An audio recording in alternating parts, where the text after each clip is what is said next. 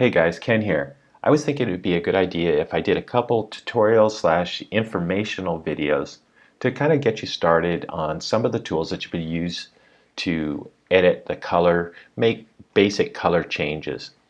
Now this video is not meant to be high-end. What it's meant to do is to show you the tools.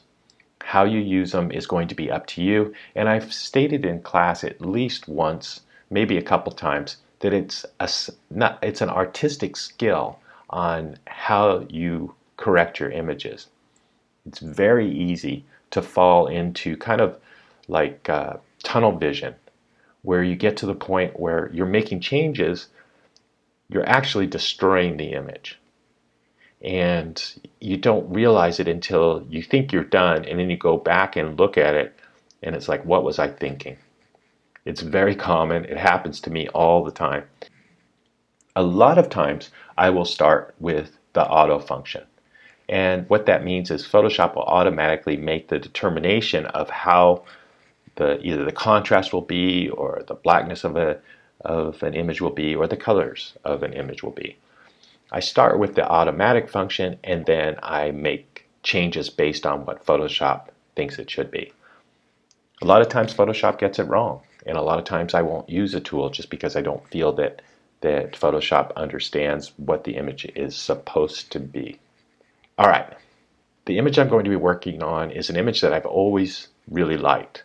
In my opinion, shows some personality in the eyes of this elephant, and unfortunately, the photograph itself isn't very good.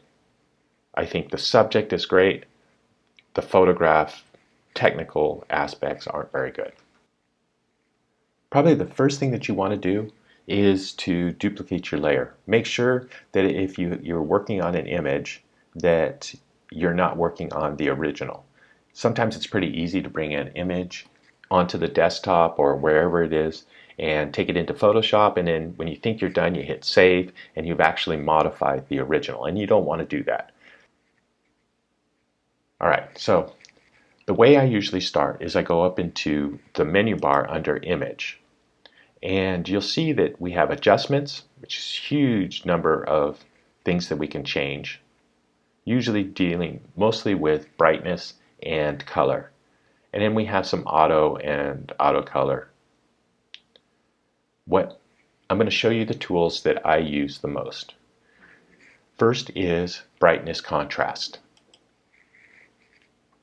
When I'm working with brightness and contrast, it's pretty self-explanatory. Brightness is the amount of light in the image, and the opposite of that is the darkness, which would be how little light is in the image. The other part of it is contrast. Now, contrast is mostly a scale from dark to light, and the contrast is the darkest dark to the lightest light, and that's what we consider the contrast. You can, if we go this direction, we kind of wash it out. If we go this way, we have a high contrast. We have a lot of black and a lot of white. Now, when I'm using brightness contrast, I use legacy. Some people, especially people newer to Photoshop, don't use the legacy. If you used Photoshop 10, 15 years ago, you would use legacy. You get more results, better results from it, in my opinion. Make sure that you have the preview ticked so that we can see what we're doing. And like I said earlier, we're just going to hit the auto. And Photoshop is automatically going to make changes based on its determination. And actually, I think it did pretty good. It's less washed out. It still has a feeling of being washed out, but we can now make changes based on what we see.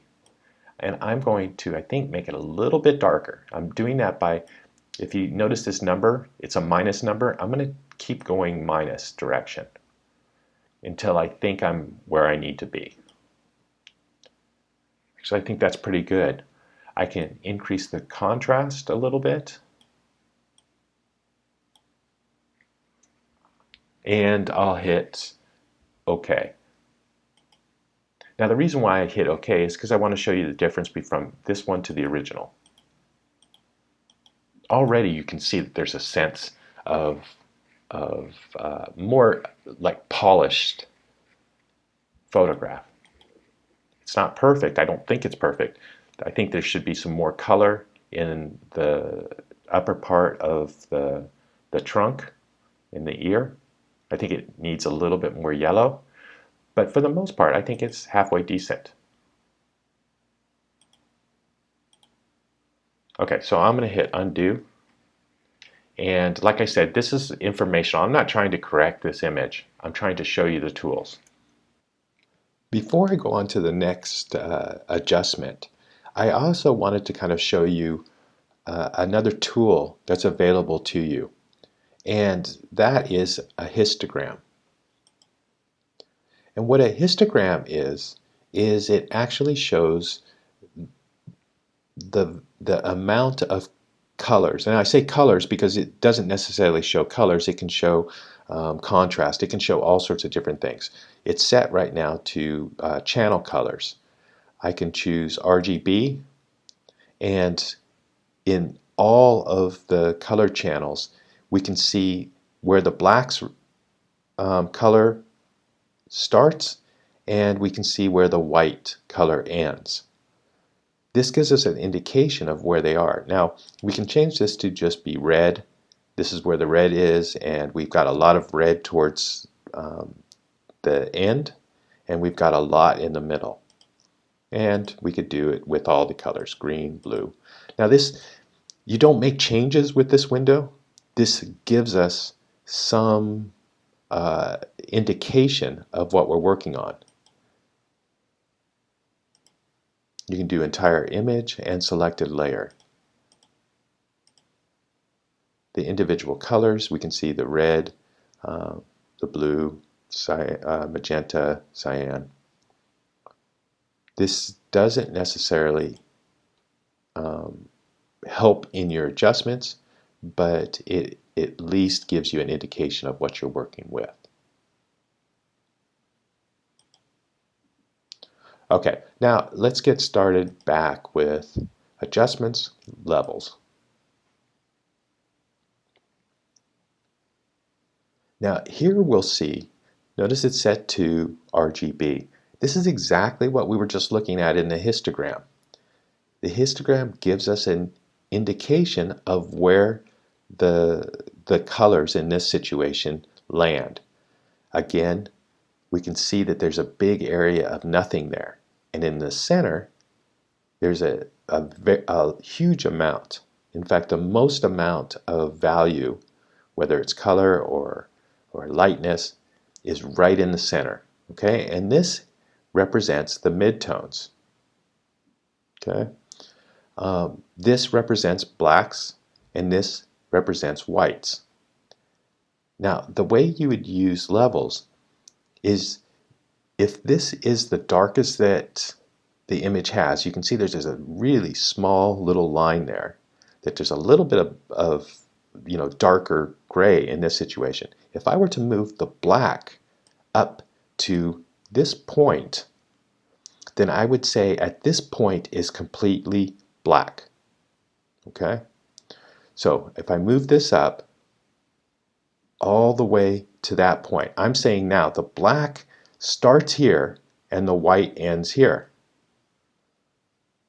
Now as I did that, the midtones moved over. This is still 50% in the middle. I don't have to leave it that way. I can move it back this way, and you'll notice that it's going more towards the lighter side of it, because I'm saying at this point is 50% black and 50% white. Even though the difference from here to here and here to here are different, I'm saying these colors right here will be 50% midtones. I know it doesn't make a lot of sense. If you play around with the tool, you'll see what I mean. If I were to take the midtones and take it up further, from here to here is 0 to 50%. From here to here is 50% to 100%. If I put this back directly in the center, We get a more equalized image. Now, like I said when I first started out, I like to use the auto. It kind of presets it for me, gives me a little bit of a jump in the direction I need to go, and I'm going to use auto now. I'm going to click. And it still has that washed out feeling a little bit, but like I said, we can adjust these things. I'm going to move this up. If you notice here, you will see eyedroppers. If, for example, this was back here, I could sample the area that I want to be black. For example, maybe the eye. I'm going to take this eyedropper and put it right over the darkest part I can find of the eye.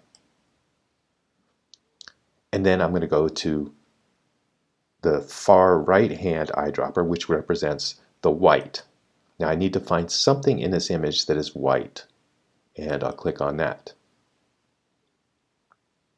And then the midtones fall right in the middle.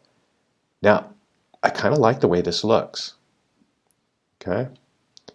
I'm going to hit OK. And I'm going to compare it to the original. I'll just click on the eyeball here. It's much better. I don't know if it's perfect, but it's much better. Okay, so now I'm going to hit undo, and we're going to go to the next tool, Image Adjustments Curves. Now, when it comes to curves, basically we have this histogram, and we're mostly talking about color here, but it does do black and white. Okay, this represents the white here. This represents the black. You can see it kind of by the scale that's on the left and on the bottom. If I wanted to, I could make adjustments and start it off. And it's kind of like levels and kind of like brightness in a way. I'm saying that black starts right here. Typically, what most designers do, not necessarily photographers, but designers, is we have a preset that we use, and it's called a lazy S. We usually drop the darks down, and you don't want to go too much, and then you want to make the whites brighter. And the effect here is kind of a lazy S. For the average image that isn't in really bad shape, this is the best way to go, because you can kind of just increase the darks and increase the lights. And it just gives it a little bit more contrast. It's subtle. It doesn't change the image that much. And typically this is what we do when we're doing, taking a basic image and making minor adjustments to it. Having said that, you're not limited to this. If you wanted to, you could make changes any way that you want. You can adjust it. You can actually draw your own graph and make changes that way. Anything that you wanted to do. Now, like I said, I always like to start with auto. So I'm going to hit auto, and you can see what it does here. It drops the darks down and doesn't really change the lights that much. I think the effect is halfway decent. It's not as strong as a change that I seem to be gravitating towards on this image. But I think I'm going to say okay. Now let's compare it to, it definitely looks better. In fact, this might actually be better than the one that I did on the contrast, the brightness. And that was set to auto and with no other changes. All right. Let's go into another one. I'm going to hit undo. Okay, the next one I want to talk about is exposure. I'm going to go to Image, Adjustments, Exposure. Now, in all honesty, this shouldn't be used that much. I don't think for the most part you're going to get the best results. At least I don't. I think I've always wanted to use it because it makes sense, exposure and gamma correction, but for the most part, I think you can get the same results by using the other tools. Exposure is basically the result of your photo. Did you take it? Is it too bright? Is it too dark? You can make those changes. Now, it's made differently than the other ones, the other tools that we've talked about, but the end result is it'll look about the same as our changes we make. We don't get the benefit of selecting specific areas. We don't have that histogram that says the darks and the lights. Now, say we set the exposure to this. One of the things that you might be interested in is the gamma correction. Gamma correction is based on correcting for monitors, for scanners, for certain things. Certain tools have a brightness and a darkness level, and we can compensate for those. The problem with this is that I don't think, for the most part, unless you know specifically what your camera's gamma is, I don't necessarily believe that this is the best way to fix it. You can try it though. Your results might be perfect, and it could be just that I haven't spent enough time to get comfortable with it. Okay.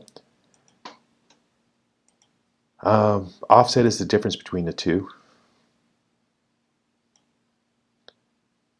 And when you get that point, I'm going to hit OK. I'm happy with it, and I'll test it against the original.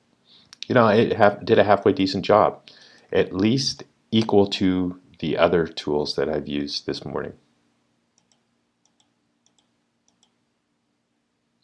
Okay, I'm going to hit Command Z to undo. And let's just see if there's anything else that I think is important that you, if you wanted to, you could just go to the auto tones, auto contrast, and auto color. So let's just try that very quick. I'm not going to go into the vibrance, hue, saturation, these just yet. These get a little bit more filterish. Not all of them, but when you get down to invert and posterize, it has a feeling of kind of, I don't know. It's just not something that I'm really that interested in. And I will show you in the next video, but I won't spend time here on this one. So I'm going to go to Image, Auto Tone. Not bad. I'll hit Undo. Image, Image, Auto Contrast. Actually, that's pretty good. That's as good as any of the ones I did on my own. Hit Undo. And Image, Auto Color. That's not bad too. Let me see how that looks. It looks a little green to me. I feel like there's some green in there, and I'm not sure if that's really the way I would go with this. And after that, it's all about learning the artistic aspects of the tools. Like I've mentioned, it's very easy to get confused and to take it too far. In fact, I may have done that on some of mine that I thought looked halfway decent. Yeah, so play around with the tools. Don't worry. As long as you have a backup of your file, you can't do anything wrong. If you get to a point where you think that it's good and you're happy with it, save it, but don't save over the original. The reason for that is because what I said at the very beginning is that there's a good possibility that you're going to realize that you made changes that you don't like later. And it could be later as in 2 minutes from now, or it could be later an hour from now, or 6 hours from now. You'll feel that you changed the whole nature of the image. All right. Thank you guys. I hope that this was helpful. See you in class.